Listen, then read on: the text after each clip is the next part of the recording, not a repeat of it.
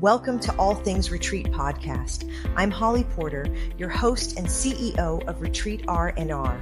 With over 25 years of experience in designing transformative retreats, I'm here to share insights and inspiration to help you create extraordinary experiences. Whether you're a pro or just starting out, you'll find valuable ideas here. Enjoy the ride. Let's dive in. Hi, everyone. Welcome to the show today. We are going to be having some fun again with Brenda Winkle. She's an energetic leadership guide, intuitive channel, and somatic mentor who helps visionary leaders, founders, and professionals reclaim their energy, trust their intuition, and lead with clarity and ease. Blending decades of leadership experience with intuitive insight, energy healing, and trauma-informed somatic work, Brenda guides high capacity leaders through transitions that require more than mindset. Her grounded yet expansive approach helps them lead from presence, not pressure. Known for her calm authority and psychic precision, Brenda creates high-frequency spaces for deep transformation. Whether speaking on stage, guiding breath work, conducting a choir, or mentoring clients one-on-one. Welcome to the show, Brenda. Hi, Holly. Thank you for having me. You bet. Well, I have prepared a few questions for you to just talk about retreats today because we are All Things Retreat Podcast.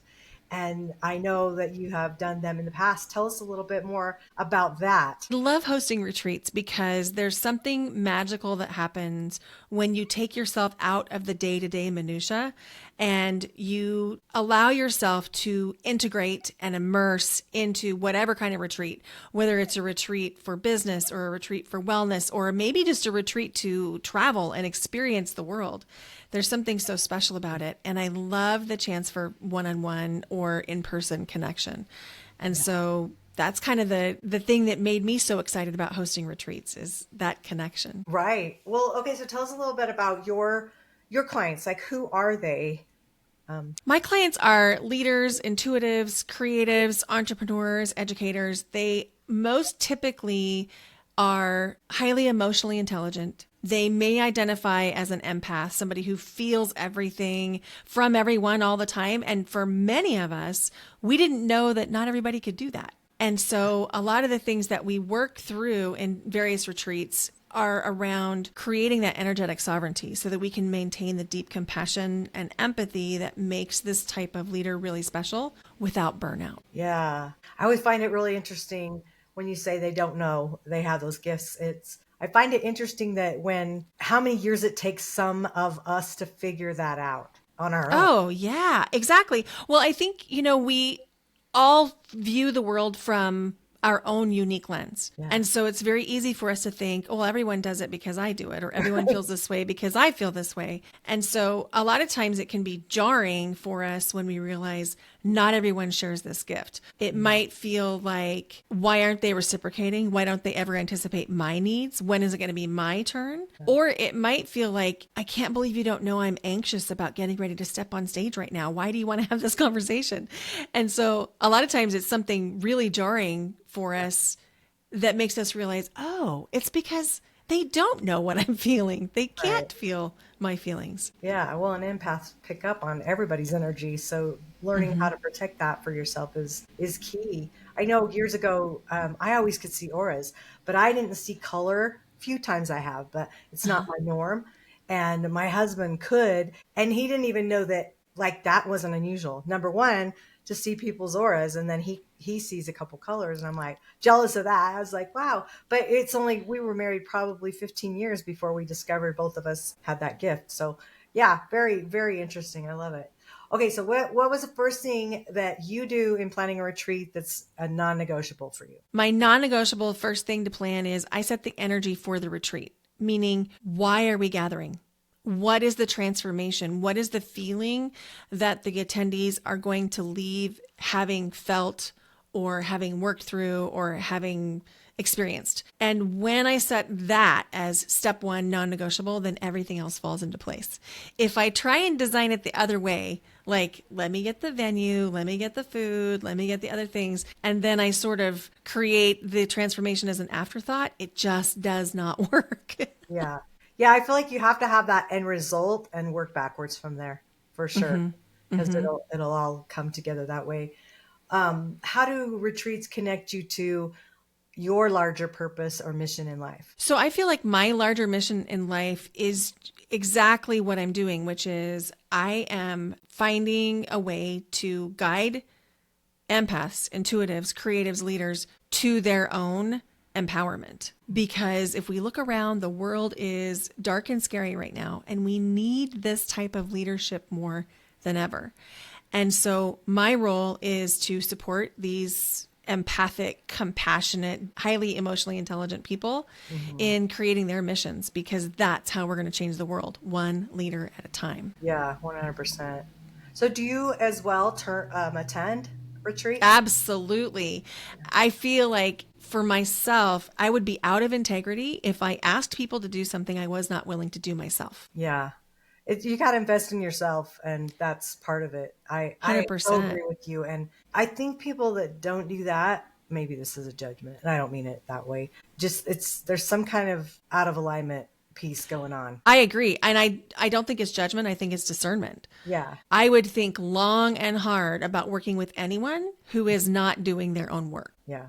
Yeah, I agree. And then maybe they're not in a position. I mean, there's young mothers that have kids that can't just leave, and they work all year to do their own retreats and prepare for those. But are you doing personal development on your own? Are you doing other things that are helping develop your skills so that you can be at your best for your retreat? So there's other ways you can do that without attending. That's right. And I agree with you, Holly. There's more than one way to get support. It doesn't mean it has to be paid. It might be that you mastermind with local members of your community. It might mean that you form a group of your own where you're growing together and supporting each other. It might mean that you listen to podcasts like this one. There's a lot of ways that you can do it that don't require you to financially invest if that's not if that's not a possibility. Yeah, we definitely want to bring guests on our show that are going to help retreat leaders move their businesses forward. That's the whole idea of doing that. And I love that idea. And the other thing that I was thinking when you were saying that was find maybe somebody that you've cultured a relationship with and maybe do a retreat swap. And maybe you attend theirs and they attend yours, and somehow it's not financial one way or another. You're paying for it, right? But I think a swap would be kind of fun to do something like that with someone as well. Yeah, that's definitely something to consider. The thing I would say is make sure it's energetically clean. Make sure that there's no crunchiness around the investment level of one venue versus the other venue. Find a way to make sure that everything is transparent so that there's no kink in the energy and there's no conversation under the conversation that hasn't happened yet. Yeah. Because if that happens, it can actually destroy the relationship and you may not get the transformation you want out of the retreat. So that's true. Having the courage to have a really clear conversation first would be important, but that's a great idea. And put it in writing. I mean, that's, yes. I mean, I'm a real estate broker, so it's like everything needs to be in writing. I want to just go back to the old handshake deals where we just agreed on things and everybody stuck to their word. But unfortunately, the world hasn't always reciprocated that way. So yeah, that's a great point. Okay. Well, and I think to your point about the contracts, it's also clarity. Yeah.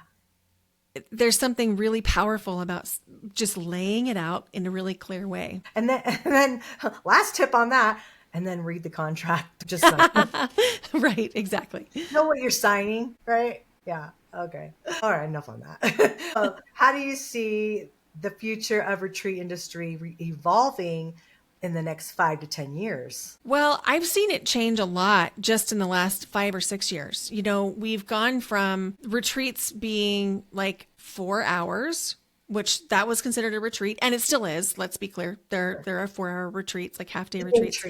Half-day retreat.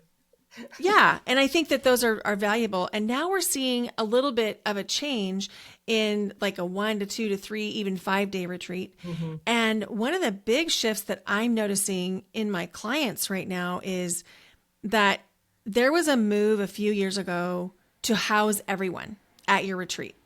You would create a venue and everyone would come and stay at the venue. And I noticed that it was more difficult for me to sell those kinds of retreats in 2023. Mm-hmm. And so I started asking questions, and you and I had talked about this before we logged on. I lost my dad in 2024, which kind of slowed down my retreat hosting. So I only hosted one in 2024, and then I didn't host it all in 2025 until like last month. And then I have one set up for 2026. But it's given me this time and space to ask a lot of questions. And what I realized is people need more spaciousness because we're so busy that we don't have time and space to be by ourselves. We don't have time and space to be alone with our thoughts. And so the idea of a retreat being filled with content is not appealing. And the idea of being around people 24/7 is not appealing. And that was really surprising to me because I had tried to hold, space and fill the time and do all the things. And that's really not what people need right now. They need someone to facilitate silence and a pause. Yeah, it's true.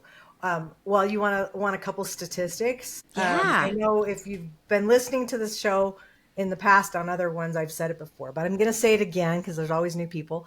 So the retreat industry was a $180 billion industry in 2022, and in 10 years, so 2032, it's expected to be $364 billion, which is a Ooh. I think 2% increase. That's huge. I love that number, Holly. That makes me feel so excited. But it's not going away. I mean, if COVID taught us anything, it taught us that connection is more important than ever. Community is more important than ever. I agree. Great way to facilitate that. So if every person on earth could attend one retreat, what do you hope their experience would remember? Well,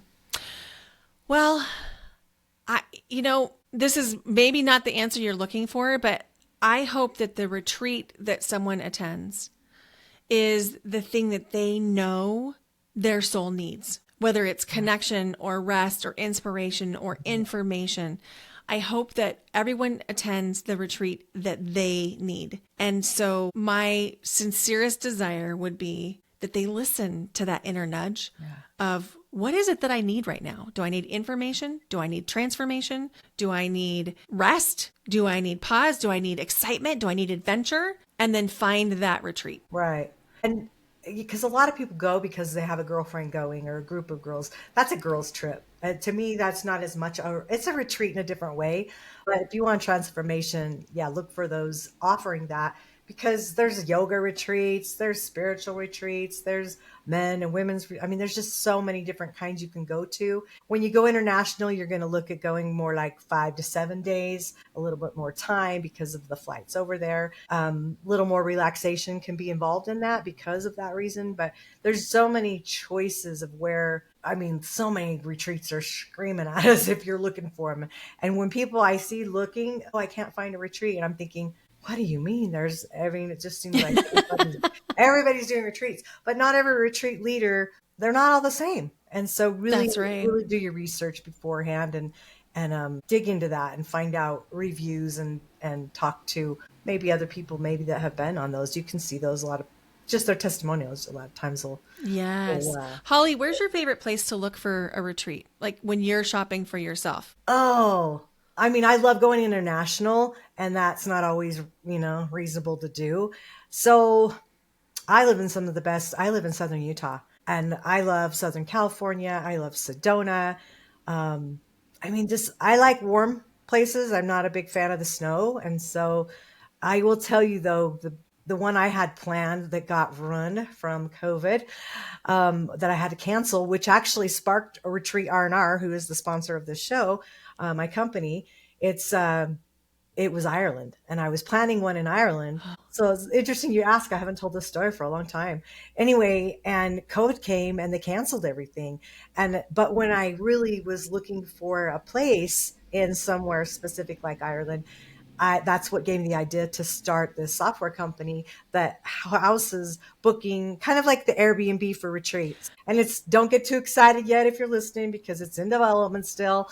Got to raise about another $1 million to complete what we want to do, but it'll be definitely the gold standard of places to go to search for retreats, and for retreat leaders to also be able to host their platforms on there and book people from that. So anyway, a lot of exciting stuff, but that's how that idea came, was from me having this great dream. And it was my first international one that I was doing. So it was a bummer. It kind of got burned. And then And then I had my own whole COVID journey and 70-day hospital stay and almost died. And that changed a lot Oh about what my I'm doing now. goodness. Yeah, you can go watch all that on all the NDE podcast shows and stuff. Go search it. It's out there. But just saying COVID, I wasn't alone in that. It changed things for a lot of people. COVID was a catalyst for me too. It was a Yeah, big everyone has catalyst a for story. change. Yes, absolutely. Yeah, I know. I kind of wonder when you said your dad died right during that. I thought, oh, that might have been why. But yeah, it was. I mean, I can't think of one thing in the history of the world that affected the world so quickly as COVID, and probably affected so quickly because we had communication through the internet and through social media that we were able to communicate with people and talk. Where in the past, maybe not. But I still can't think of anything that has affected the world like that in modern day, especially. It was definitely something that shook us all when Yeah. we realized everything that we had counted on as definite was suddenly off the table. Schools, grocery stores, community, and I think it for me it really made me think, how do I want to live? And it also really highlighted the fact that I desire human connection. It is one of my biggest desires. It's one of my highest values is to connect with other people. And so it really lit the fire under me to host more retreats, to host more in-person events. Because I took my whole business online before it was cool. It was like 2017 when I went completely remote because I was teaching school full time in the day. And then I was running my business at night and weekends. Sure. And I rented space for a while, but I realized I was renting space for a lot of hours I wasn't in the space. Mm-hmm. And so I thought, wouldn't it be cool if I just went online? And that was great. But then when I went full time in my business and I stopped teaching in 2022, I was very lonely. And Yeah. it made me think about, oh, now I need the retreats to create that connection for myself. Yeah. Community is really important to a lot of people. And what I love about retreats is even introverts are fulfilled because retreats do that Yes. for them. They can be around people and then they can retreat to their own space if it's set Hmm. up that way. Hopefully, most of people, retreat leaders are setting up that way, I believe, where you can have your own space. That is an option a lot of times, but cost effective. I mean, you're going to pay more for that for sure. But I think I love that it caters. And the back with the online thing you were saying, think about all those creative people that took that shift during COVID. And I've seen, retreats right online. I mean, it's a little more challenging, but there's so much we can do and just online events. And they've showed us it can be done. I mean, look how many people are working remote Absolutely. now because of it. Yes. So I've good. hosted online retreats as well as in-person retreats. And Yeah. it's really nice because my community is international. And so we have people from all over the world and in all different time zones. And the online retreat gave us a chance to come together. Yeah. And I don't know if that would have happened had we held just the in-person version of the retreats that I now hold. And Yeah. so that was a really nice way for us to grow the community and also to provide service. Not everyone can or wants to travel. And so, True. I saw one of my mentors, Simone Soul, do something that I'm going to model, which is she had an in-person retreat. And then after that in-person retreat, she held a virtual retreat with the same content. Oh, And wow. that's something I'm considering trying to find a way to add into my own business Yeah. because I do think like it always comes back to me, how can I serve? Hmm. What is the most resonant way that I can support my people? Yeah. And not everybody can travel and not everybody wants to travel to the United States right now.